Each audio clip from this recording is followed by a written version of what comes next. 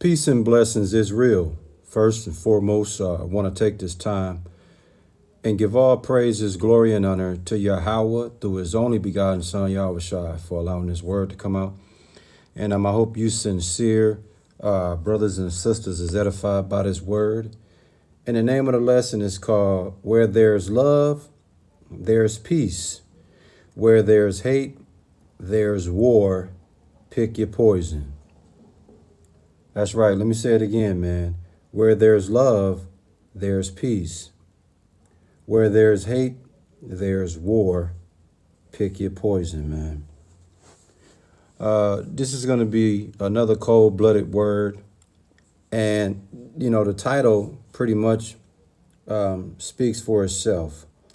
And as we get ready to get into this word, we're gonna deal with hate, which translate to war. We're gonna deal with love, which translate to peace. Okay, and in the world that we live in today, it's hate and war or love and peace. You see, but let me tell you something. It's more of hate and war. Okay. And we're going to get into this in this word today. When you look at society as a whole, with all the violence, with all the bickering, the beefing, with all the conflict, with all the things, the disagreements and the grudges and just the malice, the envy. I mean, we at an all-time high when it comes to hate and war. And what's missing today is love and peace. And it used to be a time when you could look forward to love, you could look forward to peace.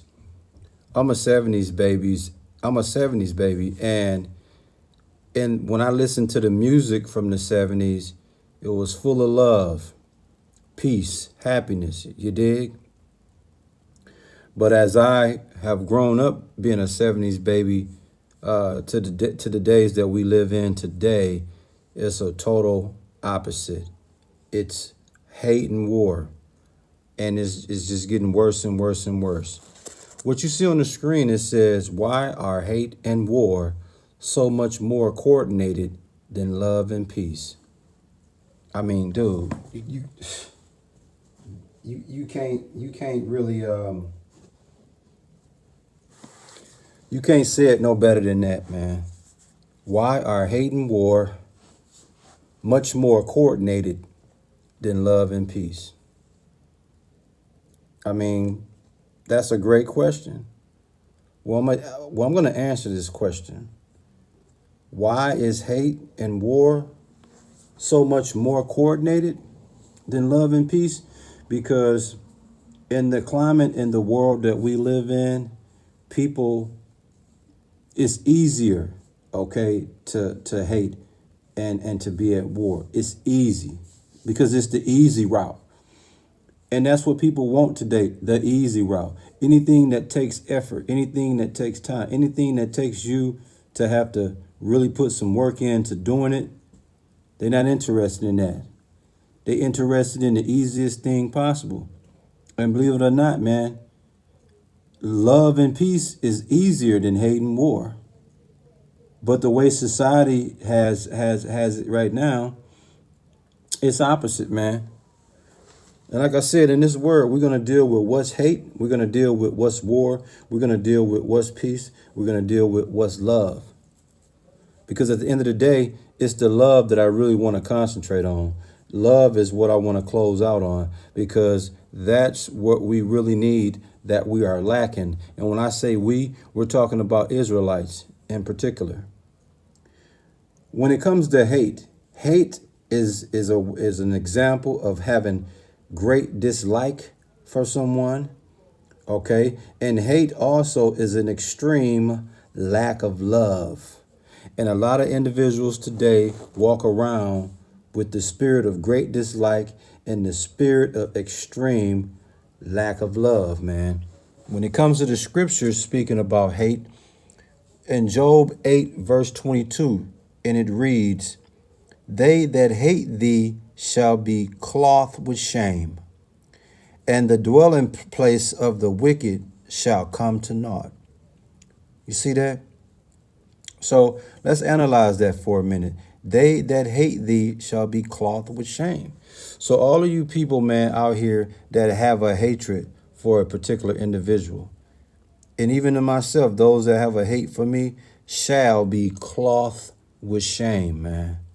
You see that? That's cold-blooded, man. Because at the end of the day, dude, it's unnecessary, man. Like, what is you really? What's sparking your hate? What's sparking your lack of love? You dig?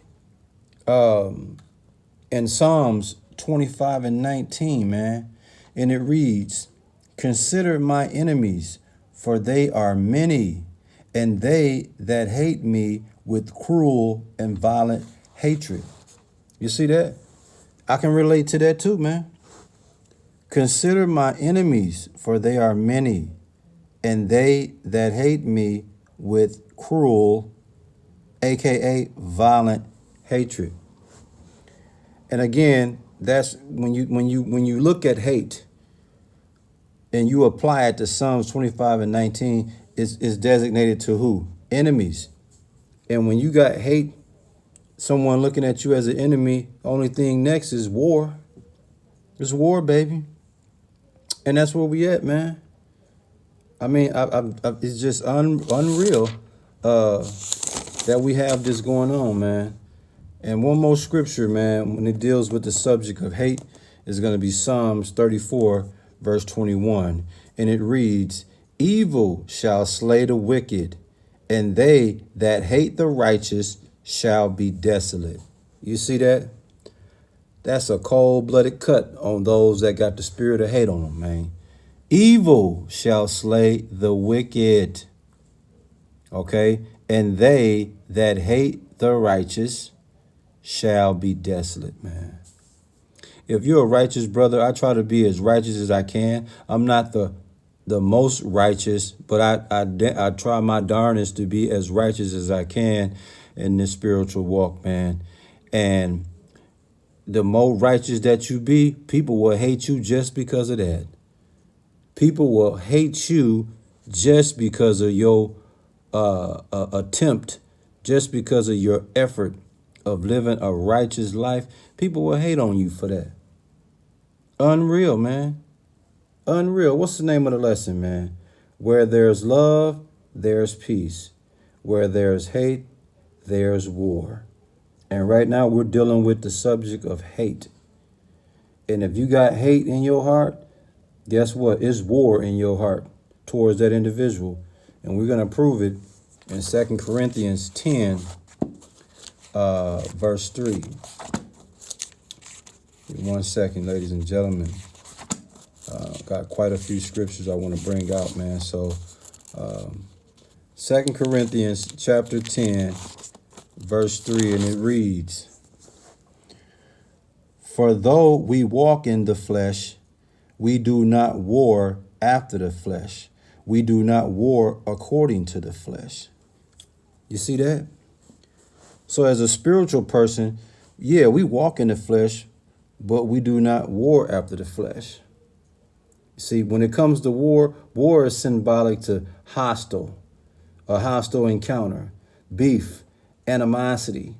All of those is symbolic to war, and you have people that look at you this way. They have hostile encounters with you, or want to have hostile encounters with you. They beef with you. They have animosity with you. And when you trickle that and you sprinkle in the great dislike and the extreme lack of love, aka hate, it's a train wreck waiting to happen, man. It's a train wreck ready to happen, man. In Psalms 120, verse 7, man, and what are we dealing with? War, okay? Because if you have hate, where there's hate, there's war. You dig? And we've already shown you the hate. Now we're going to show you, we're going to bring it home, with war. In Psalms 120, verse 7, and it reads, I am for peace, but when I speak, they are for war. You see that, man? And I agree 100%, man. I am for peace. My whole life, man, I just want to be in peace. You dig? Listen, man.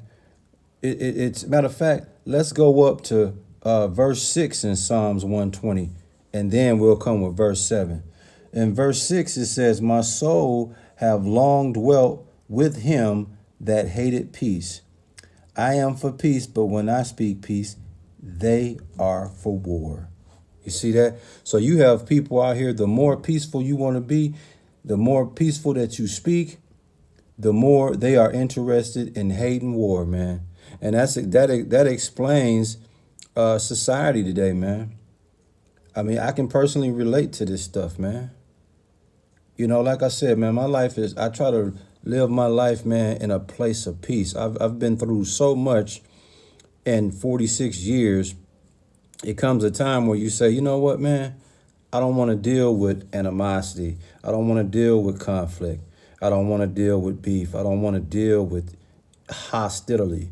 I don't want to deal with, having great dislike or being around individuals that have the spirit of dislike, the spirit of extreme lack of love. That's not where I want to be. I want to be in a place of peace, man. And in Psalms 120 and 7 is the cold medicine for those that got hate. It says again in Psalms 120 and 7, I am for peace, but when I speak, they are for war, man. And that's exactly where we at today. The more peaceful you are, it's people that's out there hired guns to disrupt your peace, man. What does it say on the screen? Why are hate and war so much more coordinated than love and peace, man? It's the $1 million question, man. And we're going to deal with love and peace, because that's where we should be at, man. That's where we should be at. When it comes to peace, what's peace? When you think of peace, peace is calmness. Peace is quietness of mind. Okay? Peace is being free from disturbances. Peace is being free from drama. Peace is being free from fights, bickerings, animosity, hostility, man. Being free from that, that's peace. But the quietness of mind, bro, that is a beautiful, just the sound of quietness of mind. Peace, man. Like I said a few days ago, you damn near gotta die just to be in peace, man. Now, in Exodus, we're going to get Exodus 14 and 14, and we're going to deal with peace, okay? We're going to deal with peace, man. That's when we open up the word, when we say shalom or shalom, that's peace, man. You see? That's what we all about, man.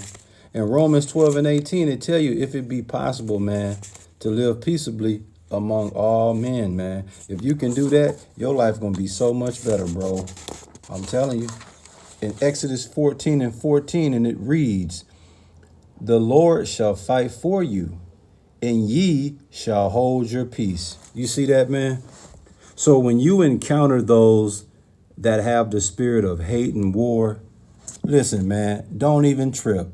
Let Yahweh fight for you, and ye shall hold your peace, man. Yeah, don't get caught up into nothing outside of that.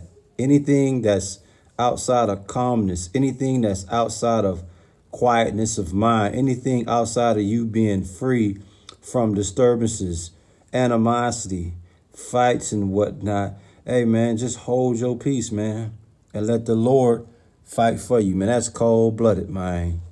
And I'm 1,000% with that. You dig? Again, what's the name of the lesson, man? Where there's love, there's peace. Where there's hate, there's war. Pick your poison, man. Yeah. I mean, dude, love and peace go hand in hand. just like hate and war, hand in hand, man.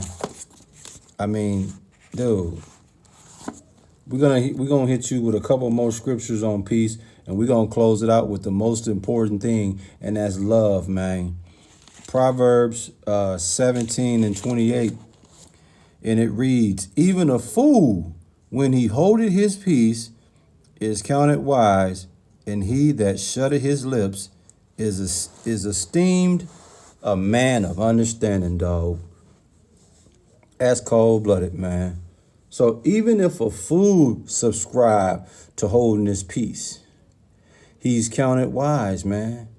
And even he that shutteth his lips is esteemed a man of understanding, man. You know why that is? Because you know why it says even a fool, when he holdeth his peace, is counted wise. You know why that is, man? Because, dude, if a fool opens his mouth, he's gonna speak all type of nonsense. He's gonna speak his true feelings. If he has hate in his heart, it's gonna come out. And the more hate that come out of his heart, then the war is gonna come out. So he's gonna demonstrate the fool that he is.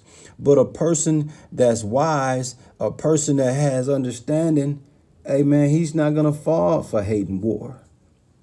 Nah, it don't line up that way.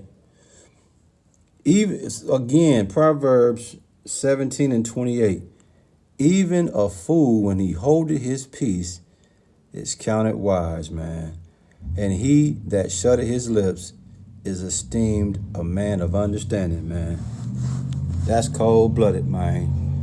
And we're going to touch one more scripture on peace before we get ready to close it out with my favorite subject, with my favorite word of all four of these words tonight, and that's love. In Proverbs 16 and 7, and it reads, "When a man ways please the Lord, he maketh even his enemies to be at peace with him," man. You see that? That's cold-blooded, man. That's why love and peace, you need to have that, bro.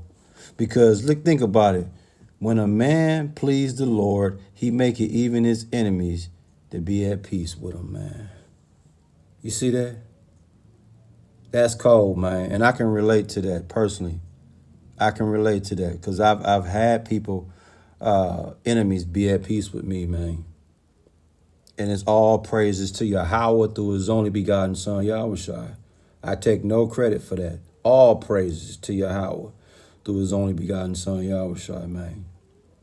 Now, as we get ready to close out this word, we've covered hate, we've covered war, we've covered peace. We're going to close it out with love, man. And the beautiful thing about love, when you hear love, man, love is symbolic to endearment, affection, benevolence, happiness, kindness, charity, courtship. See that? All that is beautiful, man. You notice when I described all the things that's symbolic to love, you notice you didn't hear nothing negative. You didn't hear nothing controversial. You didn't hear nothing. You didn't hear no hostility. You didn't hear no hostile encounter, no beefing, no animosity, no bickering, no great dislike. You didn't hear none of that when it come to love. So why would you want to invest in hate and war when love gives you all of that? And then peace is the perfect dance partner. Because with endearment, with affection, with benevolence, with happiness, with kindness, with charity, with courtship, it's a great dance partner to calmness, quiet of mind, being free from disturbances, being free from fights, being free from drama. Whew. Come on, man. And you ask the question again, why are hate and war so much more coordinated than love and peace? You see that, man? Yahweh's greatest two commandments was centered around love. And that's what we're going to close it out in, man. In Matthew chapter 22, verses 35 through 40, man. And we're going to close it out, man. In Matthew 22, verse 35, and it reads, Then one of them, which was a lawyer, asked him a question, testing him, or should I say, tempting him, and saying, Master or teacher, which is the great commandment in the law? This was a question being posed to Yahushua. Verse 37, Yahushua said unto him, Thou shalt love the Lord thy God, which is Yahweh, with all thy heart, and with all thy soul, and with all thy mind. This is the first and great commandment. Okay? That the first and great commandment is what? Love thy God, which is Yahweh, with all thy heart, and with all thy soul, and with all thy mind. You see that? Verse 39, and the second is like unto it, thou shalt love thy neighbor as thyself. On these two commandments hang all the law and the prophets, man. You see that, bro? Love, man. Love. I mean, come on, man. I ain't even got to say no more. I mean, it speaks for itself. Yahushua told you the greatest two commandments was centered around love. Because guess what, bro? When your mind and spirit, body and soul is on love, man, come on, man. You ain't finna hurt nobody. None of that, man. You gonna be in peace. You gonna be in peace, man. Wherever there's love, there's peace. I ain't never seen a person full of love be out here on some hatred. Nah, I ain't never seen a person full of love out here on some war stuff. Nah, every person that you see that got love in them, they got a whole lot of peace to go with it. And every person that you see out here that got hate in their spirit, they got war in their spirit too, man. It goes hand in hand, man. Pick your poison. If I was you, love and peace all day, every day, man. I hope you sincere brothers and sisters was edified by this word, and we give all praises, glory, and honor to Yahweh through his only begotten son, Yahushua, man, for allowing his word to come out. And again, man, the name of the lesson is called Where There's Love, There's Peace. Where there's hate, there's war. Pick your poison, man. And on the screen, it says it all, man. Why are hate and war so much more coordinated than love and peace? If you can answer that question, okay? If you can answer that question, then you already know the secret to where you need to be at, man. And if you don't know, I'm going to help you out. The poison you need to pick is love and peace, man. Already, man. Shalom.